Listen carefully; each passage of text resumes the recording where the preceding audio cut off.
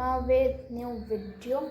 And this video is not about the study vlog or something. This is about the strategy because only 10 days are left for my board examination. I know बहुत सारे बच्चों के बहुत सारी streams में exam start हो चुके हैं, जैसे कि physical education, physics, chemistry and geography जैसे पेपर हो चुके हैं. बट मेरे पास ना तो फिज़िकल थी ना ही ज्योग्राफी. सो मेरा पहला एग्ज़ाम इंग्लिश का है जो कि है 11 मार्च को. And now we have only 10 days. So here I am. I think 10 days are enough, मतलब इनफ से भी ज़्यादा ही है 10 days तो फॉर इंग्लिश. तो आई हैव डिसाइडेड कि ये 10 days मैं इंग्लिश के लिए नहीं दूंगी completely. I will divide these 10 days for English, web application and Hindi. Because 10 को मेरा 11 को मेरा इंग्लिश का है, देन 13 को वेब एप्लीकेशन, देन 15 को हिंदी. तो एक ही दिन का गैप मिला है और 14 की तो होली भी है as you all know. So इसलिए I will prepare for the 3 exams in these 10 days.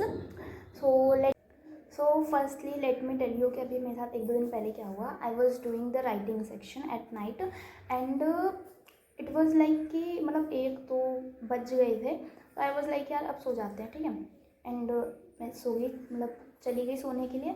And जब मैं सुबह उठी, मेरे दिमाग में क्योंकि वो इंग्लिश का एग्ज़ाम चल रहा था, पहला इंग्लिश का एग्ज़ाम है ना, तो वही चीज़ चल रही थी. एंड आई वॉज लाइक यार, मतलब माइंड में जो मेरे ड्रीम में चला कि मैंने इंग्लिश का एग्ज़ाम तो कर दिया, बट हाँ ठीक है, मतलब राइटिंग सेक्शन मैंने कर दिया. और क्योंकि थोड़ा बहुत लिटरेचर का पहले पढ़ा हुआ है तो चैप्टर का नाम सुन के ऐसे स्टोरी आ जाती है ना दिमाग में, तो मैंने वो भी कर दी.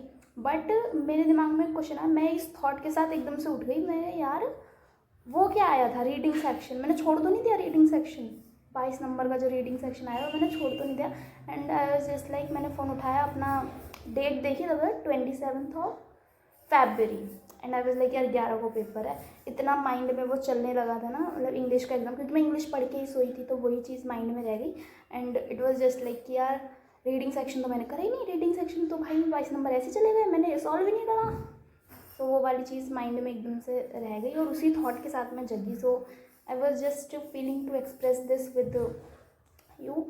And that's all study time, and let's go for strategy, and let's see what is the strategy for these 10 days, and or you can say for the March.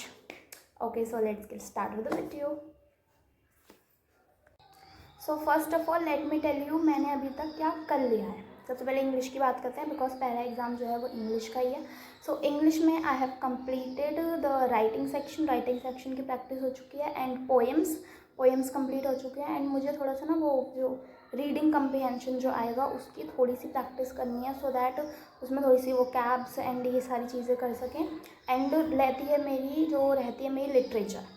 So literature को मैंने डिवाइड करा है. I will do 2 chapters in a day. So I will complete all these. And total जो chapter होते हैं वो हमारे शायद, क्योंकि विस्तास में हमारे 6 चैप्टर हैं, फ्लेमिंगो में 8. पोएम्स को हटा के बता रही हूँ मैं फ्लेमिंगो में, क्योंकि फ्लेमिंगो में तो 8 हो गए और विस्तास में है 6.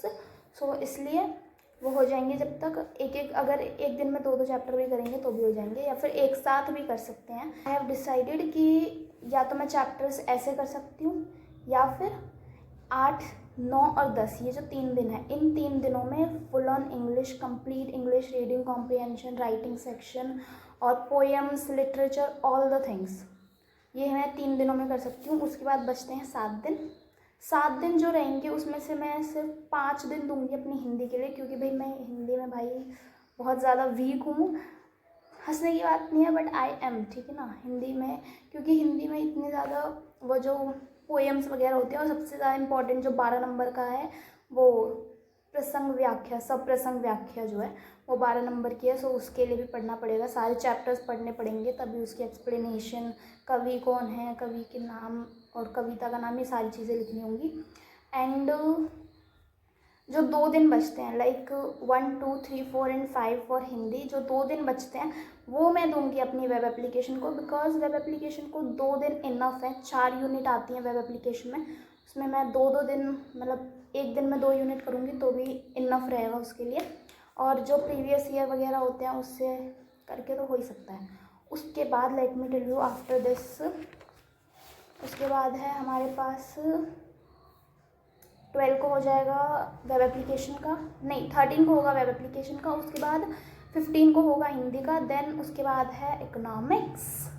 इकोनॉमिक्स में है हमारे पास 3 दिन, 16, 17 एंड 18 और 19 को हमारा पेपर है।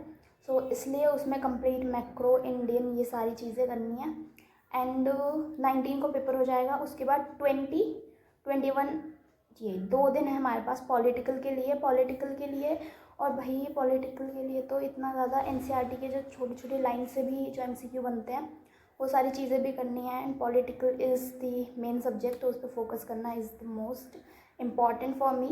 एंड उसके बाद बचता है हमारे सिर्फ एक पेपर जो कि है, जो सबसे एंड में, हर बार हर डे शीट के मुझे एंड में ही मिला ये एग्ज़ाम, जो कि है हिस्ट्री। हिस्ट्री में हमें बहुत सारा टाइम मिला, मतलब कि 22 को पॉलिटिकल का हो जाएगा। उसके बाद आता है हिस्ट्री, जो कि आता है 1 अप्रैल को, मतलब सीधे सीधे 8-9 दिन तो मिल ही जाते हैं।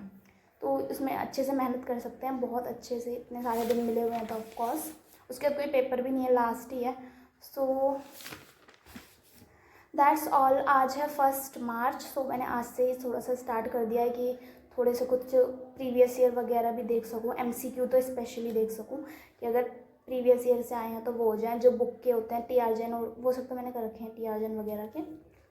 सो हिस्ट्री को मैं थोड़ा थोड़ा कर रही हूँ कि भाई हाँ, अगर जैसे कि थोड़े इंपॉर्टेंट टॉपिक्स हैं उनको अगर मैं भी कर लूँ, चैप्टर से इंपॉर्टेंट क्वेश्चंस अभी याद कर लूँ तो वो लॉन्ग टर्म मेमोरी में आगे बेनिफिट दे सकते हैं। And that's all about this days, because March is going to be the most hectic month of 2025 because इसमें बहुत सारी मेहनत करनी है। That's all about my strategy. If you did not subscribe my channel, so channel को subscribe कर देना। And one more thing कि मैं स्टडी व्लॉग्स लॉन्ग तो नहीं बना पा रही हूँ, अब लॉन्ग तो मैं बिल्कुल नहीं बना पा रही हूँ, तो मैं शॉर्ट्स पे ही हूँ। अगर आप शॉर्ट्स फॉलो कर रहे हो सो प्लीज़ शेयर कर देना शॉर्ट्स को भी। एंड मुझे लगता है कि शॉर्ट्स एज अ रिमाइंडर भी काम कर लेते हैं, बिकॉज वीडियो बनाने में थोड़ा सा टाइम लग जाता है, शॉर्ट्स एज अ रिमाइंडर भी काम करते हैं, तो इसलिए I prefer shorts. And if you did not subscribe my channel then please channel को सब्सक्राइब कर देना। एंड जो शॉर्ट्स आ रहे हैं प्लीज़ उनको शेयर भी कर देना।